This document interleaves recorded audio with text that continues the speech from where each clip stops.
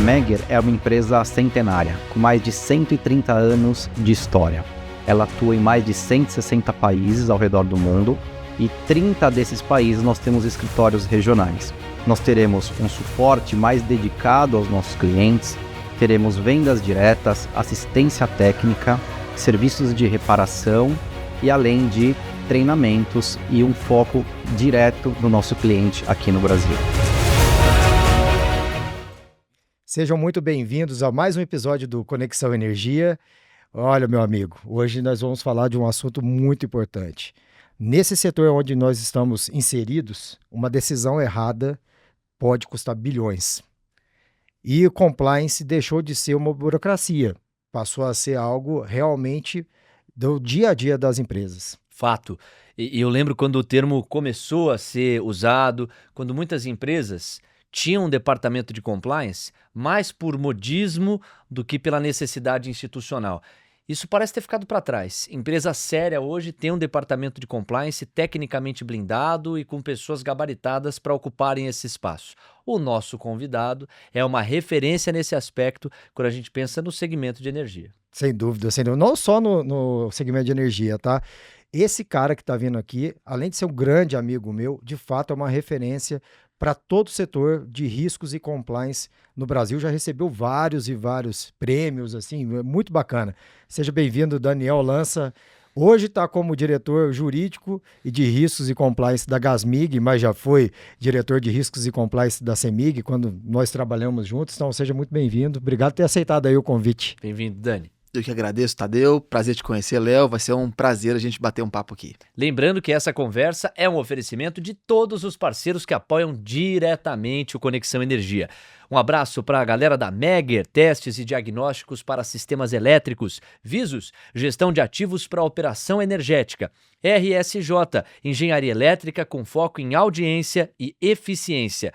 Grupo SEI, Energia e Infraestrutura. One Global, líder mundial em seguros, especializado em power. E ainda Prysmian, líder mundial em soluções, cabos, sistemas de telecomunicação e energia. Um timaço que está conosco. Eu penso que seria interessante te ouvir logo de saída, Daniel, sobre o amadurecimento institucional dos departamentos de compliance a nível corporativo do Brasil.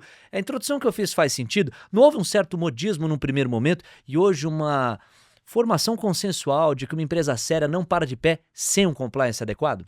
Sem dúvida, Léo. Talvez se a gente fizer uma recapitulação histórica, vamos lembrar fatos que são importantes para todo mundo, né, que nos assiste. Primeiro, Lava Jato, né? 2015, a Lava Jato vem destruindo tudo daquele jeito. As pessoas tinham realmente medo de serem presas. Foi no mesmo ano que foi regulamentada a lei anticorrupção no Brasil também.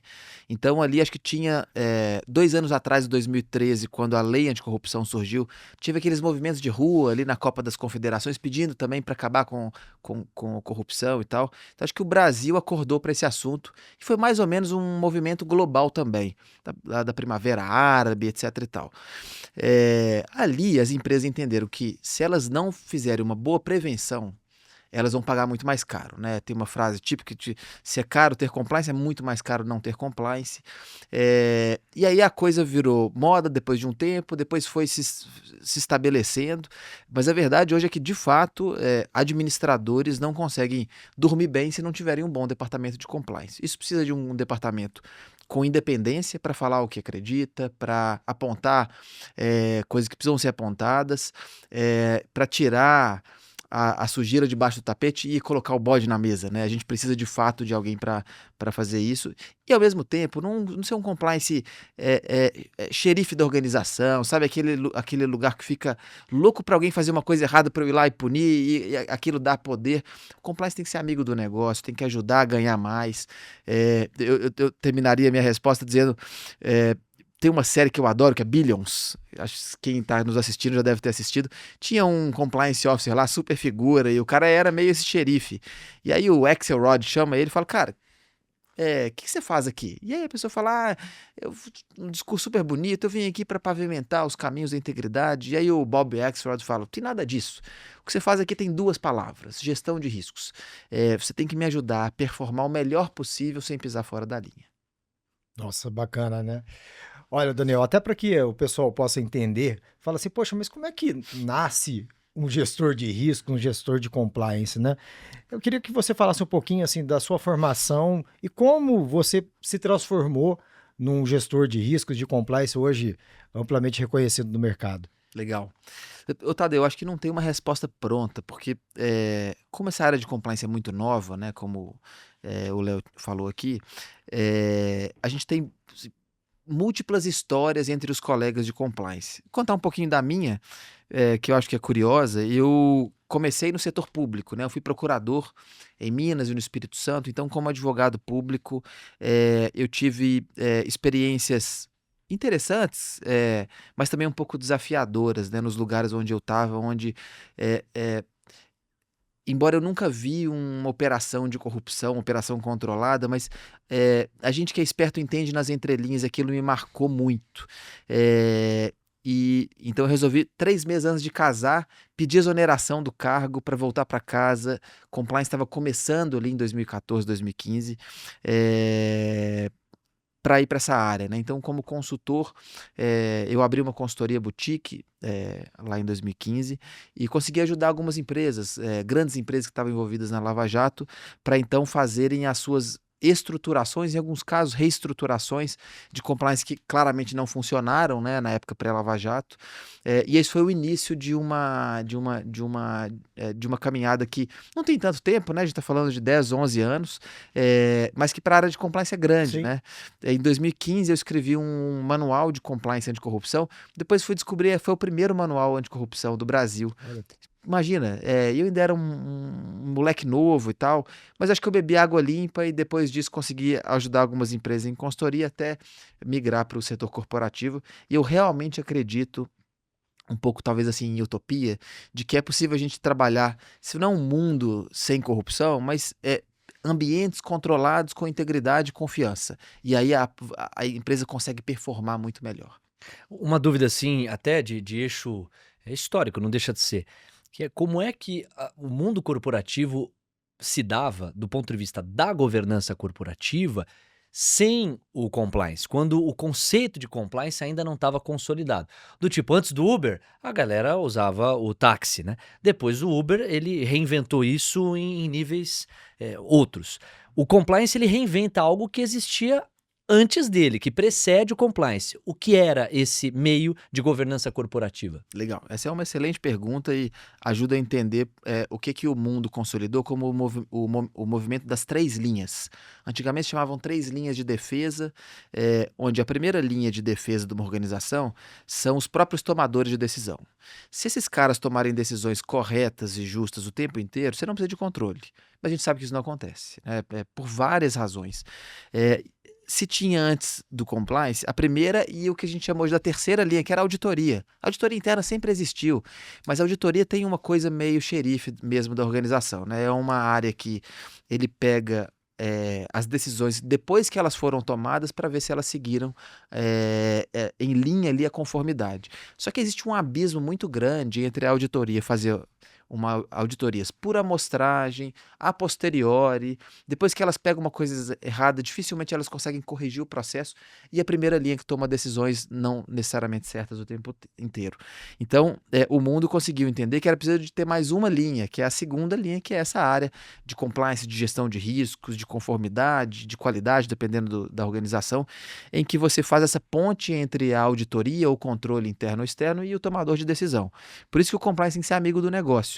Ele precisa entender os riscos com verdade, assim, com honestidade, conseguir falar aquilo que você precisa ser falado, conseguir construir os processos, fazer a turma andar junto, ou seja, vender que é importante você ter gestão de risco, você ter uma empresa íntegra, para que depois, quando a auditoria ou quando os órgãos de controle externo forem te controlar, você conseguiu tirar uma nota melhor, né? Então, deixa de ser aquela coisa binária de os gestores estão aqui e a auditoria, se pegar alguma coisa, vai punir, vai fazer só o punitivo, né? E passa a ser preventivo, detectivo, passa a ter um canal de denúncia independente, uma área que responde direto para o conselho, ou seja, foram muitos ganhos de governança em coisa de 10 anos. é verdade. Assim, você sabe que você falando agora das linhas de defesa, né? Eu que já tive à frente de algumas empresas também, fica muito claro para mim, porque de fato você, enquanto gestor, você tenta tomar as suas melhores decisões naquele momento.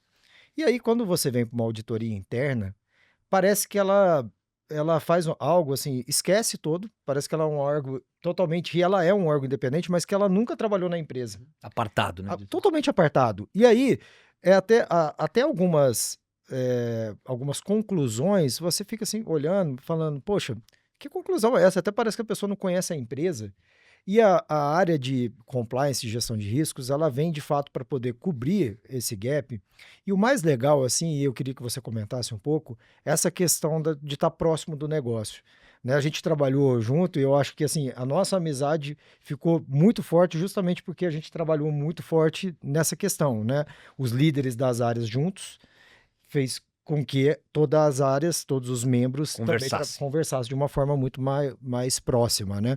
E aí, Daniel, assim, o que você acha que é uma postura ideal da área de gestão de riscos e compliance, porque você pega uma empresa que ela estava acostumada a ter uma postura de repelir a área de auditoria interna e acaba achando que seria uma segunda área de auditoria. Como quebrar essa barreira? Eu acho que esse é o desafio da minha vida e das áreas de compliance mesmo, Tadeu. Eu acho que primeiro ter muita humildade para você conseguir ouvir, para entender, ser colaborativo. Eu acho que as áreas de auditoria interna também hoje têm feito um pouco dessa meia-culpa. Você acha que eles melhoraram depois que foi criada a área acho. de riscos e compliance? Eu acho que sim. E a área de compliance, de uma certa forma, até é responsável por fazer as duas áreas conversarem. Porque, como você disse, né, muitas áreas de auditoria interna parecem uma auditoria externa. Exato. Eles não têm compromisso com a empresa, eles fazem uma auditoria cara crachá, não estão preocupados, sabe assim, se aquilo tem repercussões. Eles, talvez seja injusto falar isso, mas não estão tão preocupados também em querer ajudar o processo, estão preocupados em fazer o trabalho deles. E a área de compliance precisa ser amiga do negócio, né? Então, humildade para ouvir, para entender o negócio, para entender como é que todo mundo se junta para fazer o certo.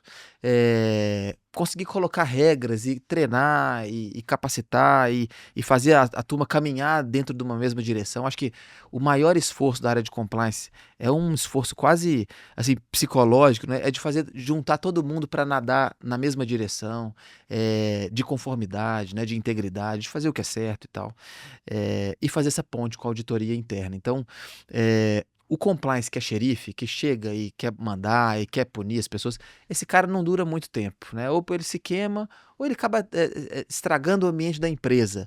E não são raros os casos de compliance xerifes de organização. Mas aqueles que estão realmente assim, interessados em ver a empresa caminhar, em fazer a coisa andar junto, de pegar os tomadores de decisão, os diretores, né, os gestores, para ouvir, para entender o que está dando certo, o que está dando errado, onde que uma auditoria interna trouxe um ponto e como é que a gente faz aquilo lá melhorar. Esse é um exercício hercúleo, né? Ele é muito coração, ele é muito... eu não saberia dizer talvez ao certo assim, mas não é fácil, né, de convencer as pessoas a caminharem nessa mesma direção, mas ele é totalmente fundamental. E as empresas onde tem esse compliance, a gente vê essa evolução, e nas empresas onde ainda tem um compliance ou uma auditoria cara crachá, xerife da organização, a gente geralmente vê ali conflitos muito doídos. Daniel, vamos até conceitualmente separar aqui as duas coisas, porque está sendo bem didático te ouvir, não à toa você é professor. Quer dizer, quando você se refere à auditoria clássica, que precede o estabelecimento do compliance, você está falando de uma estética xerife. A ideia quase de uma ilha que monitora o país e fica apontando o dedo, sempre com a prerrogativa de questionar, independente de compreender com mais detalhamento a lógica daquele negócio. Quando a gente transforma esse conceito clássico e duro de auditoria no conceito de compliance, você usa adjetivos como uma atuação colaborativa, preventiva, detectiva e uma ideia de integração com o modelo de negócio. Daí a ideia que o Tadeu enfatizou na última pergunta de viver o business, ser pró-business. Qual o limite de viver o business, de torcer para o destravamento do negócio, de aumentar faturamento, aumentar a receita, aumentar a margem financeira e, ao mesmo tempo, ter que frear isso quando necessário é? Como é que a gente equilibra esses dois pratos? Esse talvez seja outro grande desafio mesmo das áreas de compliance, né? Elas não podem ser totalmente pró-performance o tempo todo quando performance confronta com princípios, com regras, com código de conduta, com outras regras que são estabelecidas. E aí, como eu falei, é preciso uma área primeiro com independência, né? E esse profissional, essa área, ela tem que ter essa sensibilidade muito forte de quando eu preciso enfrentar o tomador de decisão, a performance, para botar um pé no freio. Então, não existe um bom compliance que nunca parou um projeto que daria errado por N motivos. E também, às vezes, a gente poder frear um pouco daquele modelo cru da auditoria. Os meus colegas de auditoria vão me matarem que eu ouvir esse podcast, mas eles sabem também que a gente está todo o tempo se reinventando, Sim. né? E há exceções, né? Certamente há trabalho de auditoria para reconhecer. Claro. Mas há uns 2 anos atrás, no Congresso Brasileiro de Auditoria Interna, que é o CONBRA, eu tive lá para falar sobre... foi quase um divã da psicanálise, assim, compliance versus auditoria interna. Foi muito legal. Não, mas é quase o divã, não. Quase que viram o UFC. Olha aqui, esse cara anuncia o UFC, viu? Próxima vez pode chamar. No corner azul, auditoria. Mas deu certo, no final a gente... Que bom, né? Não saiu ninguém quebrado. Assim, tinha uma ambulância lá. E foi bem legal, até foi eu como compliance da CEMIG e do outro lado estava o head de auditoria interna da Petrobras. E foi muito meio mediado por uma colega também muito querida que viu que ele tinha nascido na cidade onde Guimarães Rosa nasceu, enquanto eu nasci... eu vou dizer que eu nasci em Itabira, na verdade eu nasci ali perto, mas eu sou itabirano, então Carlos Drummond de Andrade, então ela trouxe um poema de Carlos Drummond de Guimarães Rosa para poder mediar um pouco a discussão e foi super interessante. Mas dito isso, eu acho que esse é o grande desafio, né? Às vezes o compliance ele tem que ser um super amigo do negócio, como o Bob Axel falou, né? Fazer performar o melhor possível sem pisar fora da linha, e às vezes eu tenho que puxar para a gente não pisar fora da linha. Ambientes com boa governança, com essa sensibilidade, lidam bem com isso. Outros lugares onde você vai ter CEOs muito sharks, né? Que querem só performar acima de tudo, aí vai trazer bons embates também. Você tocou num ponto central. Eu estava caminhando um pouco para isso, era uma curiosidade que eu tinha. Você tem o tomador de decisão. Ele está aqui na sua frente. E ele quer decidir A. Quando você vai lá e estuda A, você conclui, olha, tomador de decisão, ao decidir A, você vai assumir o risco A, B, C, e isso pode inclusive ser prejudicial ao negócio por 1, 2, 3 e 4 motivos. O tomador de decisão, ele ainda assim pode escolher A, porque o compliance não vai barrar a decisão do tomador. Mas o compliance, ele precisa orientar e deixar muito claro os riscos que estão associados. Quando, no entanto, os riscos são ainda mais proibitivos e podem esbarrar na esfera legal, nem assim o compliance pode intervir e dizer, tomador de decisão, esta decisão você não toma. Se tomar, eu, compliance, não sigo mais no projeto. Existe essa possibilidade? Talvez assim, num último cenário sim, mas eu acredito muito mais no poder, primeiro, da persuasão da ideia e de segundo, que você falou muito bem, o compliance não é um tomador de decisão, né? O compliance, ele, como você disse bem, ele aponta os riscos para que você tome as melhores decisões. O que o compliance não pode fazer é não apresentar os riscos. Então, eu e o Tadeu já tivemos também situações onde apresentar os riscos é muito doído também, né? E se a área de compliance não tiver uma certa independência, fica muito fácil para um tomador de decisão que não gosta daquele apontamento de risco simplesmente demitir essa área de riscos ou de compliance. Eu costumo dar um ótimo exemplo. Casa de ferreiro, espeta de pau, né?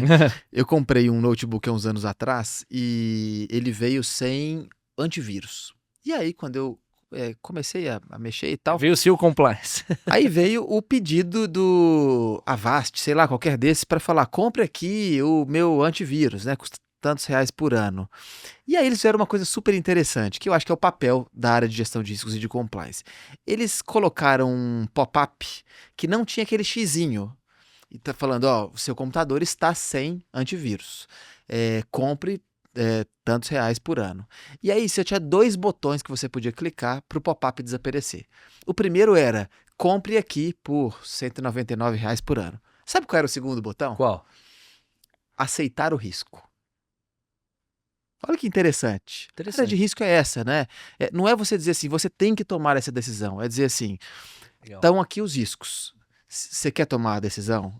Então, escreve que você está aceitando o risco, né? Coloca em ata, a área de gestão de risco está dizendo que os riscos são aqui, e tal, né? Se você quiser tomar os riscos, você pode tomar, a área precisa apontar. A área de gestão de risco precisa ser o pop-up chato, que fica apontando vermelho, piscando, etc e tal, para o tomador de decisão decidir. O que ele não pode... E isso é um grande problema ainda das áreas de risco, que não tem independência, é você ter o xizinho. Ele pode simplesmente falar assim, quando me interessa você fica na sala, quando não me interessa eu aperto o xizinho e sai da minha frente.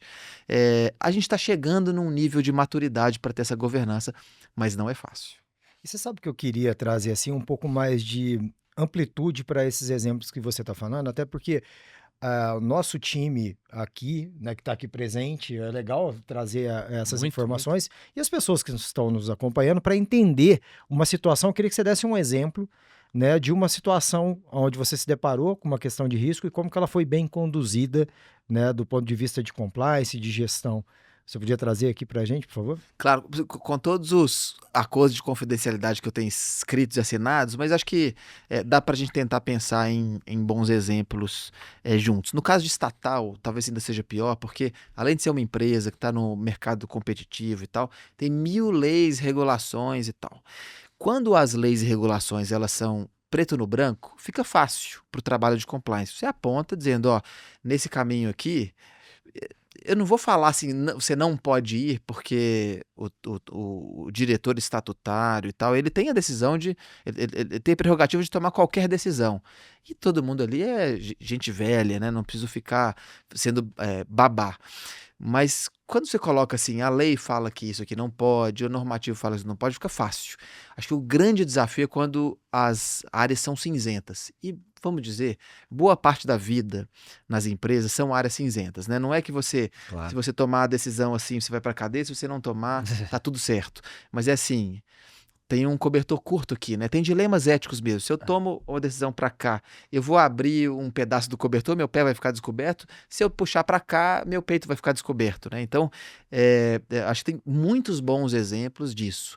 E tem muitas vezes conflito de princípios, né? Eu e o Tadeu mesmo tivemos uma questão relacionada a um grande risco, em que tinha, por um lado, princípios de saúde e segurança e, por outro, riscos financeiros. Então, você tem que tomar uma decisão, é muito difícil, porque não significa que se você tomar uma decisão que pode ser melhor financeiramente, você está dizendo que eu estou aceitando um risco de um problema de saúde e segurança, mas talvez seja, né?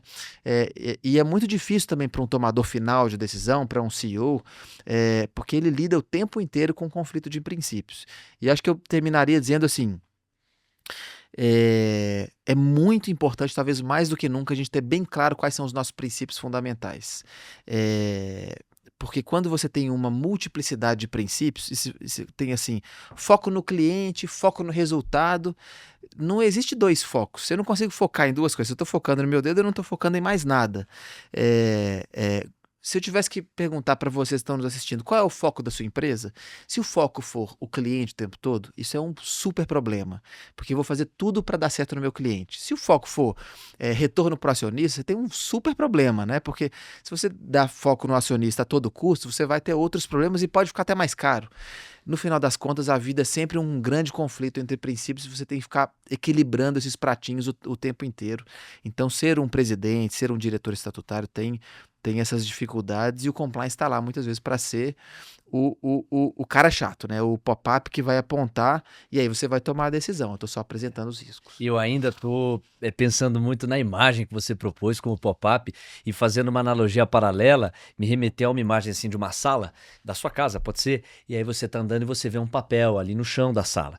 E você tem a opção de abrir o papel e considerar aquilo que está ali, você tem a opção de jogar no lixo ou você tem a opção de colocar debaixo do tapete. Colocar debaixo do tapete é fingir que aquilo não existe, que seria o que o xizinho proporcionaria no teu exemplo anterior. Não existia o xizinho. Se você dissesse não, você assumiria o risco. E pegando carona nessa analogia, nós vamos para outra. Eu particularmente gosto muito porque ela fala bastante sobre a minha área, que é jornalismo, e em alguma medida deve falar sobre a sua, que é a analogia do carteiro e da carta. Muitas vezes você entrega uma má notícia, mas você não é a má notícia, você é apenas o portador da má notícia, você é o carteiro.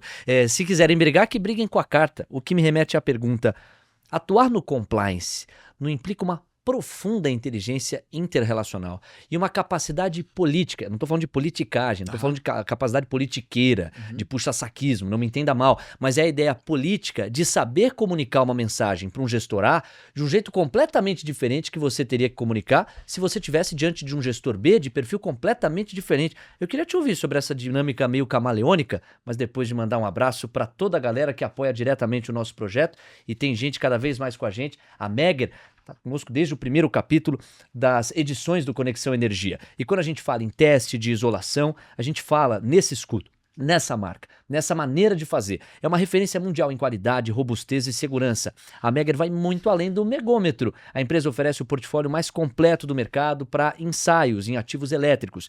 A gente está falando de soluções para transformadores, cabos, redes de transmissão e distribuição e o destaque para instrumentos como Trax, IDAX, Delta e Frax.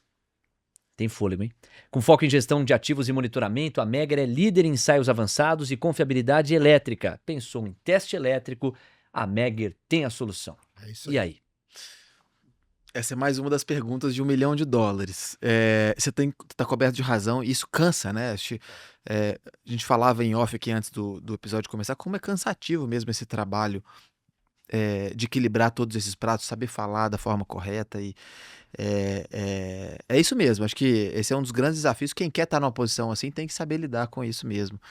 O que me remete assim àquela coisa que tem sido cada vez mais falada, que as soft skills são cada vez mais importantes do que as hard skills. Hard skills você aprende, você puxou a internet hoje no celular, você tem acesso a todas as informações, você não sabe uma coisa, você aprende. Soft skills é mais difícil, você precisa criar uma habilidade, e essa é uma habilidade fundamental, mas eu diria até que não é só para a área de compliance. Acho que para quase tudo hoje na vida, a gente saber lidar com pessoas, com vaidades, com interesses, e você conseguir fazer juntar o melhor deles para gerar mais performance, né? É um desafio. Eu tenho uma história curiosa para contar sobre isso. No grupo das empresas onde eu e Tadeu trabalhamos juntos, certa vez nós fizemos uma pesquisa para entender maturidade de riscos. E uma pergunta me chamou a atenção. Quando eu perguntava para os nossos colaboradores se você tem autonomia para poder apontar problemas e riscos para o seu superior imediato, a resposta não foi tão boa. E aí a gente ficou pensando, como a gente melhora isso, né? Como a gente cria uma cultura para que as pessoas, se tiverem um problema, não coloquem ele debaixo do tapete. Porque quando você é diretor, você está lá em cima na Torre de Marfim, né? E você acha que você tem conexão lá com a ponta e muitas vezes você não tem. E se aquelas notícias, os riscos não chegarem para você, você tem um grande problema, né? E se as pessoas não têm autonomia para apresentarem os problemas, é muito provável que seu time, que todo o seu esforço de gestão de risco seja em vão, porque você não vai conseguir chegar propriamente nos riscos.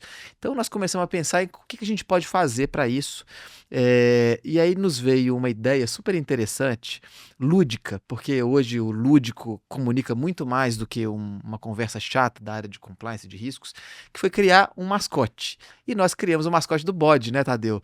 A ideia é a gente criou um mascote, um bode bem bonitinho, com um capacete, assim, com os EPIs e tal, e a ideia era que toda mesa de reunião tivesse um bode, para que as pessoas se colocassem, não colocar a sujeira debaixo do tapete, mas colocar o bode em cima da mesa, né?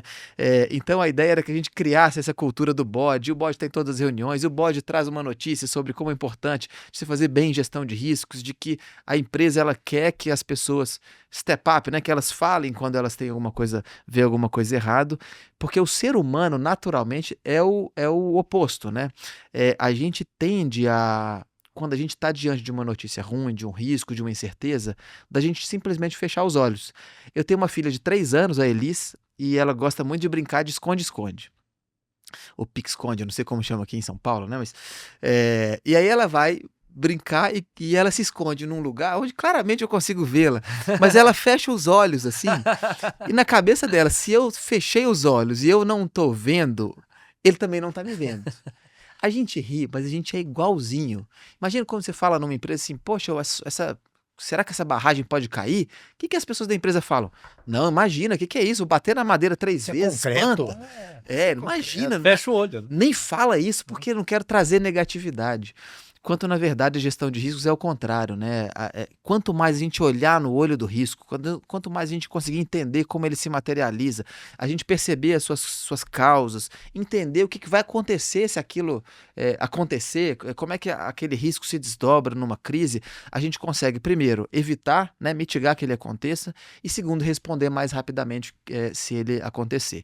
Então, acho que o grande desafio hoje de gestão de riscos, e aí grandes dos psicólogos atuais têm pensado nisso, né? Como a gente quebra uma heurística que é muito própria da nossa cabeça de evitar incerteza, de não olhar para aquilo que eu não quero ver. Bolhas sociais é mais ou menos isso, né? Quando eu só coloco na minha rede social gente que pensa igual eu, é uma forma de dizer assim, eu não quero nem ver aquilo que eu não conheço, que eu não concordo, eu prefiro ver. Então a gente prefere ver muitas coisas. Na empresa não pode ser assim. Ô, Tadeu, para te passar a palavra, como tem analogia para o investidor, para o trader, é um episódio riquíssimo nesse aspecto. E não só, para qualquer ser humano que está do outro lado, assim, pensando em gerenciamento de risco, né? Eu fico pensando aqui, e eu faço uma analogia também com a minha carreira, né? A gente se deu super bem. Eu acho que a gente é irmão de alma e a gente já tem uma relação aí de outras vidas, sabe? É muito bacana. Só a se relação. encontraram. Só nos encontramos novamente, né? Mas tem uma questão que eu trabalhei muito com gestão de projetos, né? E eu sou certificado como Project Management Professional. E uma das disciplinas estudadas era a gestão de riscos. Então, dentro da gestão de projetos, nós tínhamos uma gestão muito próxima do dia a dia para entender os riscos do projeto e o que aqueles riscos poderiam, né, provocar para o projeto. E outra, nós temos riscos positivos e riscos negativos. Isso que as pessoas precisam entender. Quais são os riscos positivos? Aquilo que pode contribuir para o projeto. E os riscos, eles são mutáveis. Por que a gente tinha que avaliar os riscos de uma forma bastante constante? Porque um risco ele poderia mudar, ele poderia deixar de existir. E isso a gente precisava analisar de certa forma, porque refletiria diretamente no projeto. E era algo que a gente fazia direto, né, Daniel? E aí eu queria trazer uma coisa aqui que há um conflito, né, entre a gestão de riscos e muitas vezes a questão de custos. Né? Isso é muito claro, porque você tem riscos que eles são tão caros, que é melhor você assumir e aceitar o risco do que realmente enfrentá-los. Né? Agora, a questão dos top risks de uma companhia, eles facilitam a tomada de decisão pelos tomadores, quero dizer, poxa, se é um top risk, eu posso investir mais dinheiro. Você acha que isso faz sentido e ajuda o tomador de decisão? Eu não tenho dúvida, por isso que eu gosto do que eu faço e acho que ela gera valor para a empresa. Acho que o primeiro bom motivo da existência de uma área de gestão de riscos, como eu disse, é isso, de apontar os grandes elefantes na sala e que incrivelmente muitas vezes a gente não quer ver, né? Então, se você tem uma área independente que mostra, é super interessante, você vai fazer a discussão, mas não é só conhecer, é muito importante, mas não é só isso também, né? E quando você falou num ponto... Existem vários tipos de riscos diferentes que nós lidamos de maneiras diferentes. Deixa eu trazer dois que talvez sejam os mais comuns e como eles são muito distintos entre si. Isso não é uma classificação minha, é uma classificação do guru hoje de gestão de riscos no mundo, que é o Bob Kaplan, foi meu professor, e ele diz que tem riscos operacionais e riscos estratégicos. O que são os riscos operacionais? São aqueles onde eu não tenho não tenho vantagem estratégica em assumir. Então, para esse tipo de risco, eu não falo em apetite, eu falo em tolerância. Agora, raramente existe risco zero. Né? Risco zero, basicamente, é você deixar de abrir mão de ganhar dinheiro, de aproveitar uma oportunidade. Se você está aproveitando uma oportunidade, tem risco. Alguns riscos a gente vai ter uma tolerância próxima de zero. Rompimento de barragem é um deles. Se fosse zero, eu teria que alocar tanto controle, tanto recurso, que não dá para ganhar dinheiro ali. Inviabilizaria a operação. Então você vai trabalhar num risco muito próximo de zero. O risco zero é não ter barragem. Perfeito. É vender aquele negócio. Muito embora a CEMIG tenha uma história super curiosa sobre isso, quando ela decidiu que a matriz dela seria 100% limpa, e a CEMIG tinha uma usina térmica de Igarapé. Né? Que é o oposto disso. Isso. E aí, quando a CEMIG disse que queria fazer uma usina, uma matriz 100% limpa, ela podia simplesmente abrir mão daquele risco e vender a usina para um terceiro, que ia operá-la, eu continuo com a minha matriz 100% limpa e aquilo ali vai ser problema de outra pessoa. Tadeu estava à frente desse projeto quando a CEMIG decidiu, então, que ela ia fechar a usina. E ela desmantelar e vender os pedaços. E isso realmente mostra o que é acabar com aquele risco. Ela eliminou aquele risco para a humanidade. Achei essa uma história super curiosa. Então, esse é o primeiro tipo de risco. O segundo tipo de risco é o risco estratégico. É aquele risco onde eu falo em apetite e eu posso ter um benefício estratégico em assumir mais ou menos aquele risco. O setor financeiro é, por definição, o melhor ambiente onde a gente fala de riscos estratégicos, né? Quando eu assumo uma posição numa empresa que está, sei lá, em qualquer situação, eu posso ganhar mais, mas eu posso perder mais. Quanto mais ação daquela empresa eu compro, mais eu posso ganhar, mais eu posso perder. A empresa tem vários riscos estratégicos. O que a gente não pode, respondendo a sua pergunta, é confundir os riscos operacionais estratégicos, porque ele tem controles e formas de lidar totalmente diferentes. Se eu olhar para uma barragem, olhar para um risco de corrupção, como as empresas da Lava Jato olhavam, o risco de corrupção para as empresas da Lava Jato era considerado um risco estratégico. O quanto eu estou disposto a pagar de propina para eu ganhar mais negócios? Só que isso não se sustenta a longo prazo. Ou, no caso de uma empresa que tem uma barragem rompida, ela olha e fala assim, o quanto eu estou disposto a alocar menos controles para eu ganhar mais? Só que essa é uma conta estupidamente errada. Não faz sentido eu ganhar 100, 200, 300 mil reais a mais num controle que eu poderia colocar ali, que ajudar, e depois eu ter que pagar bilhões e bilhões de indenização, né? Então, os riscos operacionais eu falo de tolerância, os riscos estratégicos eu falo de apetite. O papo tá bom, né? E vai continuar. Só antes, a gente faz questão de enfatizar que o podcast Conexão Energia também é um oferecimento de Prysmian, líder mundial em soluções para cabos, sistemas de telecomunicações e energia. Bom papo para você.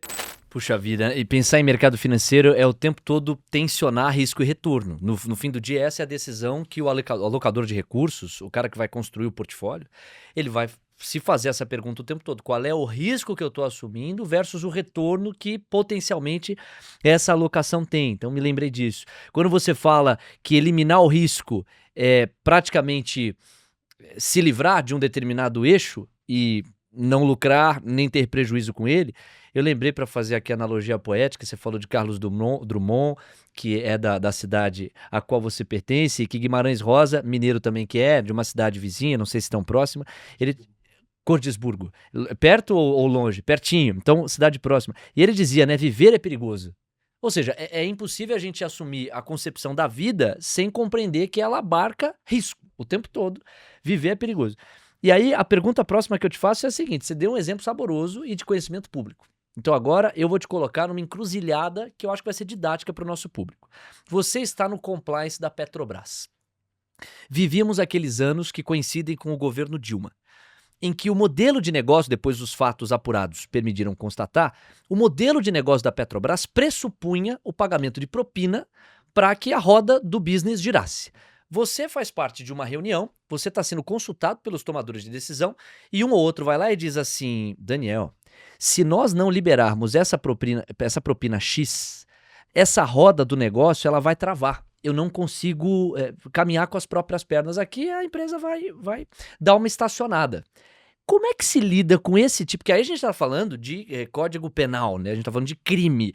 Me ajuda a entender, certamente o público também está curioso. Bom, esse é um ótimo exemplo. Eu vou te começar afirmando que essa conversa nunca aconteceria. Simplesmente porque... Claro. Você não pode colocar o cara de compliance no assunto desse. Primeiro que o compliance da Petrobras pré-Lava Jato está anos uso que é hoje. Hoje é uma diretoria estatutária, que tem um canal de denúncias, tem uma independência. Embora, assim, eu tenho muito medo das coisas voltarem a ser como eram antes, pré-Lava Jato. Fecha parênteses. O que acontece é que esses tomadores de decisão faziam isso às escondidas, correndo seus próprios riscos e sem que uma área de compliance pudesse ler com base nos dados, nas evidências, para fazer a detecção de que aquilo pudesse acontecer. Então, hoje, o compliance na Petrobras, por exemplo, ele é muito mais detectivo. Claro, tem cultura, eu realmente acredito muito em cultura de integridade, mas isso você constrói, você não impõe. né? E fora que demora anos. Esse talvez seja uma das áreas de estudo que eu mais gosto. Assim, países que há 30, 40 anos eram altamente corruptos e hoje estão entre os mais íntegros, quebraram esse ciclo vicioso, não com base em mais controle, não foi botando mais dinheiro na Polícia Federal, botando mais câmera na rua, foi estabelecendo uma cultura de integridade. Coreia do Sul, Singapura, Malásia, para dar alguns exemplos. Então a gente não vai virar um país ou até uma organização íntegra do dia para a noite, porque primeiro que isso demora tempo, e baseados em mais controles. Eu até sou da escola de que a gente tem que, em algum momento, quebrar controles e dar um salto no escuro de confiança. Eu realmente acredito nisso, mas precisaria de outro episódio para contar por que eu acho que isso, no final das contas, se paga.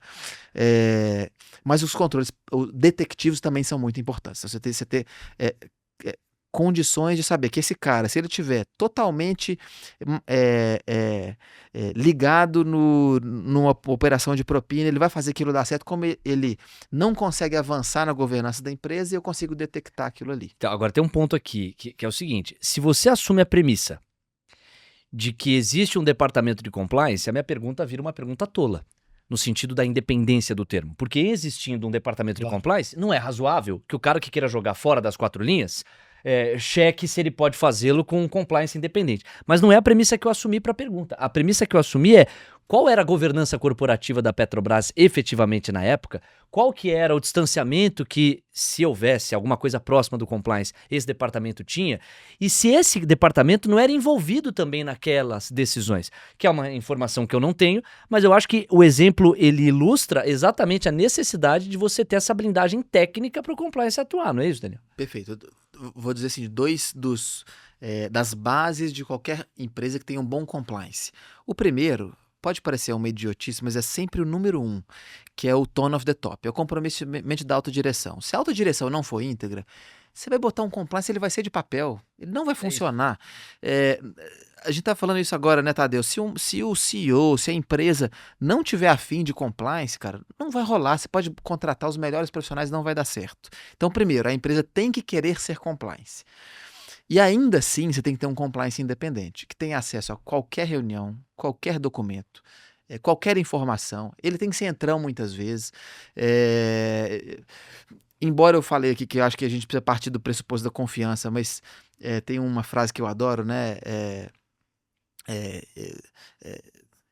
Como é que é? Só porque eu falei que eu adoro, né? Mas assim, in God we trust, for all we audit, né? Ou seja, assim, eu confio, mas eu audito, eu confio, mas eu analiso, né? Compliance é mais ou menos isso. Porque também se o compliance desconfia de todos o tempo inteiro, ele vira aquele xerife. A coisa não funciona. Mas ele tem que ter instrumentos detectivos e, claro, se você pega uma coisa errada, você tem que punir. Nossa, olha. Daniel, eu vou fazer um gancho em alguma coisa que você falou agora, que você está com receio da área de compliance começar a se deteriorar. E fazendo um gancho também na primeira pergunta que você fez sobre a estruturação, que as empresas hoje, né, se estruturaram. Mas de um tempo para cá, eu venho percebendo, não sei se é uma percepção minha, e se você, né, também bebe dessa mesma visão, eu vejo que algumas empresas começaram, de fato, a deteriorar essas áreas de compliance. E eu dou um exemplo. A gente via na Lava Jato, depois da lei anticorrupção, já em validade, empresas começaram, de fato, a investir, acabaram mudando, né, de nome para poder ter um novo início. Só que a gente vê agora o contrário, essas empresas voltando àquele movimento anterior. Qual que é a sua visão hoje sobre isso? Então, eu na verdade, embora eu seja um otimista, mas eu confesso que eu estou bastante preocupado. Por vários sinais, vão começar dos sinais externos. Trump, ano passado, ele suspendeu a eficácia da FCPA, que é Foreign Corrupt Practices Act, que é a principal lei anticorrupção do mundo. Uhum. E olha que o Trump falou. Ele disse o seguinte, porque essa é uma lei que pega suborno transnacional entre empresas de vários países distintos. Foi ela que pegou aquela questão da refinaria da Petrobras? Isso. Foi? Pegou o caso FIFA, por exemplo, Sim. que ninguém pegava, e muitos outros escândalos, né? Ela é de 77, essa lei. O Trump não teve escrúpulos para falar que essa era uma lei prejudicial para os negócios americanos, porque era uma desvantagem competitiva para os Estados Unidos terem essa lei, porque eles não podiam pagar propinas, mas os concorrentes americanos podiam. Olha isso. Então, olha o A recado que vida ele dá. como ela é, né? Sendo retratada. É. 6 meses depois ele recebeu um presente, né, um Airbus ou um Boeing que vale $2 bilhões, né, da família real agora eu não me lembro de algum desses países do Oriente Médio. Ele acabou com a área de compliance do governo federal. Então, ele vai dando assim sinais que para bom entendedor mostram assim que esse não é um assunto mais relevante para a economia dos Estados Unidos. Claro que significa que agora nenhuma empresa americana tem compliance. Pelo contrário, assim como também o Trump ele é muito anti essas coisas de ESG, as empresas que realmente acreditam nisso estão sendo ali uma trincheira, né? Então a gente vê hoje várias empresas americanas que acreditam em integridade, que são boas trincheiras, que continuam mantendo as regras mesmo sem FCPA. Brasil, mesma coisa. Olha o que o Supremo está fazendo com a Lava Jato, né? A gente já chegou num nível, não sei se para quem nos ouve já entendeu, que o Supremo já está mandando devolver dinheiro que corruptos que assinaram acordos de leniência e delações premiadas pagaram de multa. Então eles agora estão pedindo dinheiro de volta. O Brasil está indo cada vez pior no índice de percepção da corrupção. E o governo brasileiro fala que a Transparência Internacional, que é o maior órgão de combate à corrupção, não presta, que essa pesquisa não serve de nada. Então, ao invés de... Eles estão matando o mensageiro, né? Dito isso, o movimento de compliance está dando uma refugada. Só que isso pode ser também compreendido como uma oportunidade das empresas que realmente acreditam em integridade serem trincheiras de ética, de um comportamento que a gente espera que sejam de todas elas. Por fim, o que eu vejo? O mundo caminha a ciclos senoidais, né? A gente está de vez em quando na crista, de vez em quando a gente está lá embaixo. Será que nós vamos precisar esperar um novo japonês da Federal para começar a aterrorizar todo mundo e as pessoas com medo implementarem de novo e passarem a investir em programas de compliance? Eu acho que a gente está vivendo um momento ali lá embaixo no ciclo senoidal, onde a gente está realmente vendo quem acredita em compliance, mas os próximos capítulos eu não faço a menor ideia. Quando você descreveu a postura do Trump em cima do exemplo que ele mesmo deu, não, veja, se eu criar mecanismos que evitem esse tipo de prática, eu perco espaço porque as empresas com as quais eu compito, elas têm esse tipo de prática. E as práticas são imorais no mínimo, ilegais muito possivelmente, dependendo da legislação da praça global para onde a gente vai. E eu chancelei aqui, né, a vida como ela é. E eu faço questão de fazer uma diferenciação que a vida como ela é diferente da vida como ela deveria ser. E o que deveria ser nada mais passa do que por aperfeiçoamentos institucionais que nós como sociedade devemos celebrar a partir de valores que nós julgamos inegociáveis. E o combate à propina deveria ser um desses valores, penso eu. Eu queria te perguntar 3 coisas, as 2 primeiras são mais objetivas. Você falou, não cabe ao compliance tomar decisão. Cabe ao compliance, de maneira integrativa, subsidiar os tomadores de decisão para que elas sejam as mais assertivas possíveis. Pergunto, cabe ao compliance punir alguém? Sim, dentro dos próprios regramentos que as empresas constroem, mas eu acho que o tripé do compliance é primeiro prevenção, e eu acho que a gente devia gastar 70% da nossa energia hoje nisso, prevenção. Como eu disse, né? Coreia do Sul, Singapura, Malásia, resolveram o problema com prevenção. Porque os outros 2 você vai enxugar o gelo, que é detecção e punição. Se você não tem detecção e punição, a prevenção também não adianta muito, porque se as pessoas não tiverem medo de serem pegas, não tiver enforcement, elas não vão cumprir as regras. Então, detecção é muito importante e punição também. E veja como as áreas de compliance, quando elas surgiram com essa força toda, elas, como na própria lei das estatais, ela permite que a área de compliance possa punir o presidente, o diretor-presidente, o CEO da empresa. Então eu posso fazer uma investigação contra o CEO, contra o membro do conselho, contra o presidente do conselho. Foi muito poder para uma área, algumas áreas não souberam aproveitar bem esse poder. Tem isso também, né? Mas é muito importante ter enforcement, ter punição, porque senão nada de compliance funciona. Para ficar claro, porque quando você diz assim, o compliance adequado, ele tem que prevenir. Todo mundo enxerga isso. Sim. O compliance adequado tem que detectar. Todo mundo enxerga isso. Agora, uma coisa é o compliance ter a prerrogativa de punir, outra coisa é o compliance ter a prerrogativa de demandar uma punição que vai caber ao tomador de decisão efetivar ou não. E você está dizendo que, na prática adequada de governança corporativa, a punição também é um dos pré-requisitos que o compliance tem à sua mão. Sim, embora isso é muito difícil. Quando você pensa numa empresa de capital aberto, numa corporation, isso é mais fácil.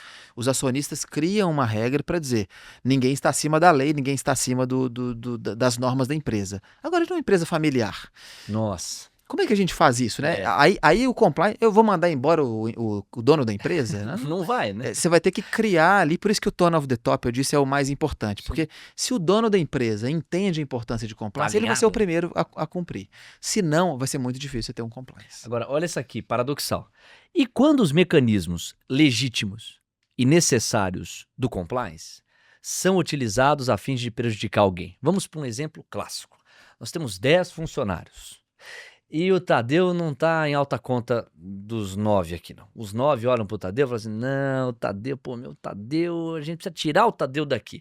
Aí a gente vai lá e começa a se coordenar. Ó, deixa uma reclamação do compliance ali, vamos lá, diz que ele pegou no teu pé aqui, aí no dia seguinte é o 2 que faz, depois o 5, depois o 7, e quando vai ver, o canal de auditoria, ele tá todo... sobrecarregado de reclamações contra o Tadeu que não necessariamente se sustentam porque há um movimento coordenado para prejudicá-lo. É um mecanismo legítimo de denúncia que está sendo utilizado contra uma pessoa sem que a justiça esteja acontecendo. E aí? Eu sinto te informar que isso acontece todos os dias. Pois é. Por isso que a área de compliance tem que ser muito razoável, tem que ser muito discreta, porque as pessoas usam o canal de denúncias errado para ferir outras.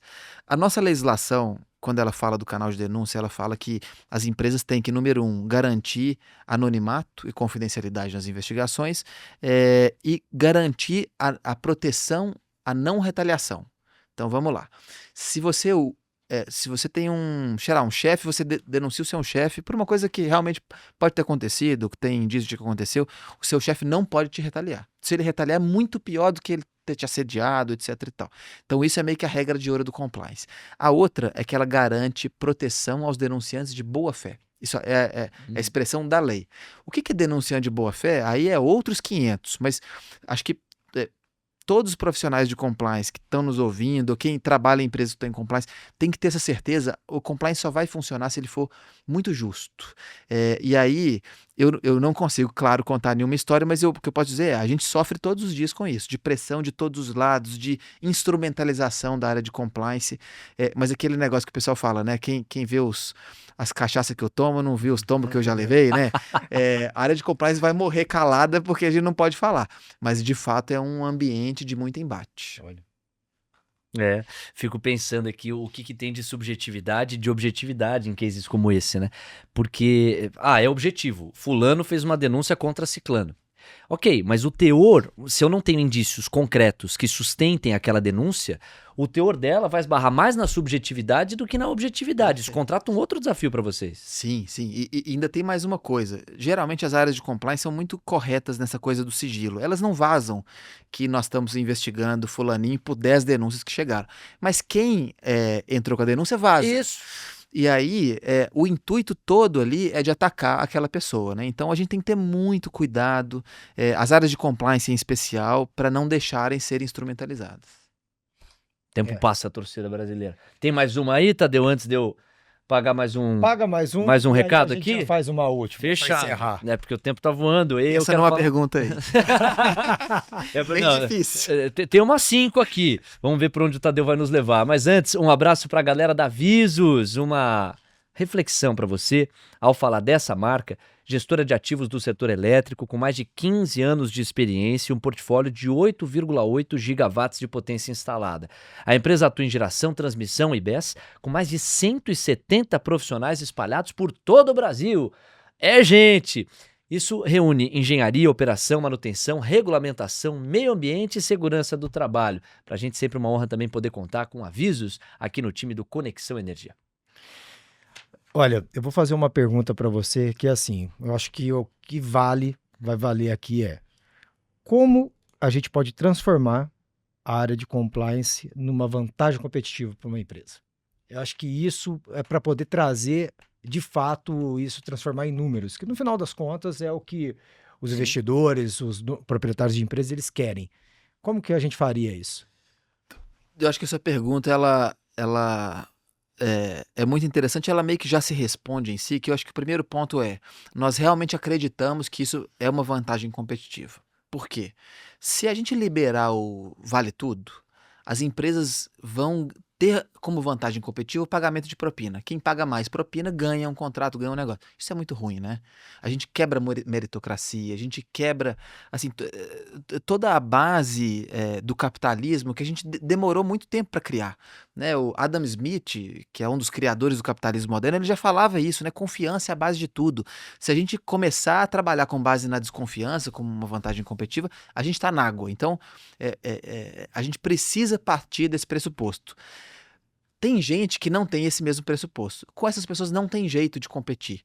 E para elas, a gente espera que a Polícia Federal resolva esse problema, né? Que o Ministério Público, que todos os órgãos de controle externo, que a pressão dos consumidores, inclusive, né? Eu já falei num TED que eu acredito muito nesse controle social das empresas honestas, que elas, inclusive, vão ser escolhidas pelos consumidores, né? Se a polícia não conseguir resolver a parada e eu tiver 2 produtos pelo mesmo preço, pela mesma qualidade, eu vou escolher aquela empresa que tem uma boa reputação. Isso também faz diferença. Não só isso, como também essas nossas gerações, as mais novas, a gente quer trabalhar por propósito. A gente não quer trabalhar numa empresa que não vê isso como uma vantagem competitiva. Agora, para isso, então, de novo, volto lá. A alta liderança da empresa tem que comprar. Então, quem está nos assistindo, que é CEO, que é diretor, precisa bancar isso o tempo inteiro. A gente tem aqui na nossa audiência muitos CEOs, tomadores de decisão, inclusive a gente recebe vários aqui, né? Então esse recado é muito importante para eles. Vocês precisam bancar isso. Senão o patrocínio Perfeito. Da alta gestão. Perfeito. Senão a gente vai voltar para o jogo da lama, de quem paga mais propina, quem faz mais coisa errada para ganhar um contrato. Isso é muito ruim para todo mundo. E por fim, eu diria que é muito importante dar independência para essa área de compliance, mas ver ele como um parceiro, colocar gente razoável, não pode ser aquela pessoa deslumbrada com esse poder. Pra vocês terem uma ideia, na Petrobras são 7 diretores estatutários, um deles é o de compliance. O diretor de compliance é o único que tem poder de veto na diretoria estatutária. Isso é muito poder para uma área. Se chega alguém que fica deslumbrado com o poder, ele desvirtua toda a coisa do compliance. Eu acho que, por sorte, os últimos diretores de compliance da Petrobras têm sido boas pessoas. O Ricardo Wagner está lá, anteriormente o Mário Spinelli, que é um espetacular, o Marcelo Zenker, que foi meu colega promotor de justiça lá no Espírito Santo. Mas, por outro lado, é um recado agora para as áreas de compliance. Não sejam xerifes da organização, não achem que você está acima da lei, que você vai usar esse jogo de poder para se beneficiar e maleficiar quem você não gosta. Aí a gente cria um ciclo virtuoso. Senão, a gente tem muito perigo de criar um ciclo virtuoso e aí não valer de nada, e aí entrar as empresas pararem de investir dinheiro em compliance e a gente voltar para o fundo do poço. Rapidinhas do mercado com o Daniel aqui. O Supremo Tribunal Federal é a última instância. Disse que se o STF errar, errou por último, porque ninguém mais poderá errar por ele. Bateu no teto. Como a gente recorre de uma decisão do compliance? O compliance ele responde muitas vezes para o conselho de administração, né? Acho que o conselho de administração, por ser um órgão colegiado, mais sênior, ele tem essa capacidade, inclusive, de receber uma sugestão ou uma nota do compliance e dizer concordamos ou não. Eu acho que o conselho em empresas de governança, em corporations, etc. e tal, ele de fato ele é a última instância de poder, mas existe um ponto também. É preciso entender que às vezes a área de compliance de riscos vai colocar uma opinião e que ele também ele não tem a última palavra. Discordar da área de compliance também não pode ser um problema, né? Às vezes eu coloco coisas no papel e os órgãos de governança falam, não coloca, porque se você colocar, você vai colocar a gente numa posição muito ruim. A gente tem que entender que você tem papéis e responsabilidades distintos, é tudo bem concordar ou discordar, justifica a sua decisão e vamos em frente. Então acho que essa é uma boa saída. O que é mais importante, um compliance bem estabelecido ou uma cultura organizacional que o aceita pré-estabelecida? 1000 vezes cultura. Vou dar um exemplo. Copenhague tem uma estação de polícia e ela fecha de noite. Você prefere morar no Brasil com uma polícia federal para cada esquina ou em Copenhague? Do ponto de vista da segurança, está mais do que respondido, né? E por fim, cultura brasileira. Eu penso que qualquer profissional de um gabarito próximo do seu, portanto com uma bagagem bastante sofisticada quando o assunto é compliance, tem um desafio enorme de institucionalizar esse setor a fim de tornar o dia a dia corporativo muito mais centrado, eficaz e protegido. Mas eu também reconheço que dependendo do país em que se tem essa missão, isso vai ficar mais ou menos difícil. A gente está falando de um Brasil cuja cultura é pessoalizada. É a cultura do jeitinho. É a cultura de uma frouxidão ética, muitas vezes, e de uma frouxidão institucional. Exatamente um fenômeno contra o qual um compliance sério se coloca. Em que medida defender as bandeiras e os pressupostos da sua área não te coloca em rota de choque com o que é ser brasileiro? Coloca. Essa é nós estamos tentando construir uma cultura diferente, né? A percepção de corrupção no Brasil está entre os piores do mundo. A gente está muito abaixo do meio para baixo. Então, a cultura de integridade hoje colide com essa cultura que foi construída. Sérgio Buarque de Holanda já falava do homem cordial, né, do ser cordial, do jeitinho brasileiro.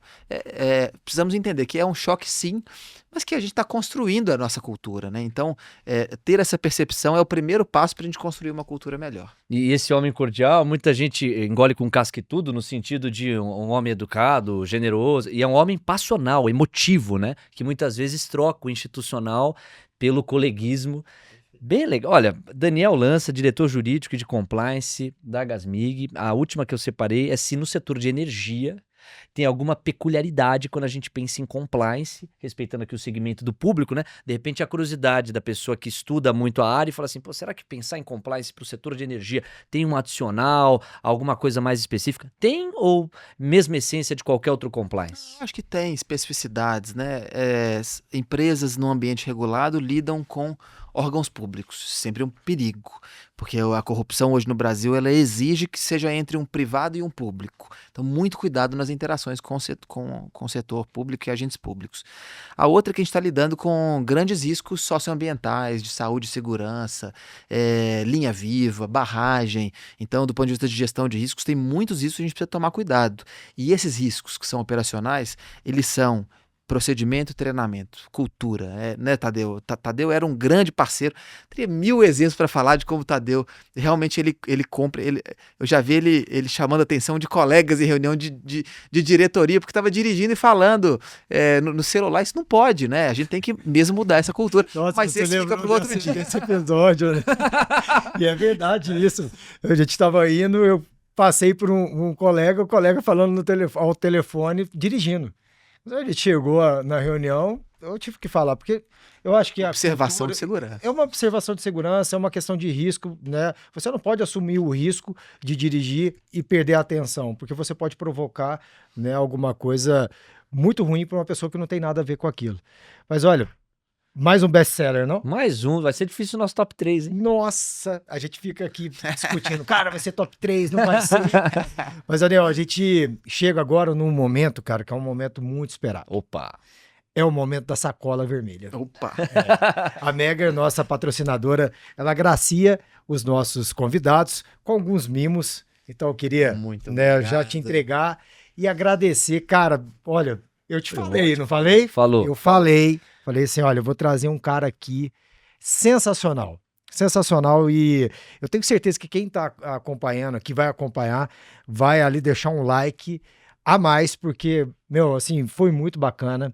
A gente conseguiu percorrer um dos assuntos que é muito importante para o dia a dia da empresa, na área de energia, mas para que todos pudessem entender a dimensão da gestão de riscos e compliance dentro do setor, né, Léo? Totalmente. E assim, várias das perguntas que a gente fez, e a maioria ampla foi um conjunto de perguntas espontâneas, elas passam por dilemas, elas passam por paradoxos, elas passam pelas contradições humanas. E você, de maneira institucional, ter que responder a isso, realmente te coloca numa prateleira difícil, complexa, que você tem honrado muito. Muito sucesso para você e até uma próxima oportunidade, Daniel. Obrigado pelo convite e muito sucesso ao podcast. Valeu. Bom, a gente volta na próxima? Volta na próxima, aproveitar aqui para deixar um abraço para todos os patrocinadores e incentivar as empresas que queiram divulgar suas marcas a entrar em contato conosco, porque teremos a honra de colocar, assim como a Megger e as outras parceiras que nós temos aqui.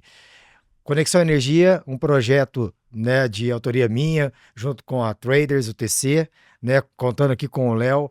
Agradecemos vocês. Olha, não deixe de seguir as redes sociais. Nós temos agora, além do YouTube, o Tem o Instagram Spotify, também. o Instagram e as nossas redes sociais, o LinkedIn, Instagram, que vocês podem seguir também. Então, um abraço a todos. Muito obrigado aí pela audiência. Léo, obrigado. Eu que agradeço. Mais uma, parceiro. Até a próxima. Tchau. Tchau.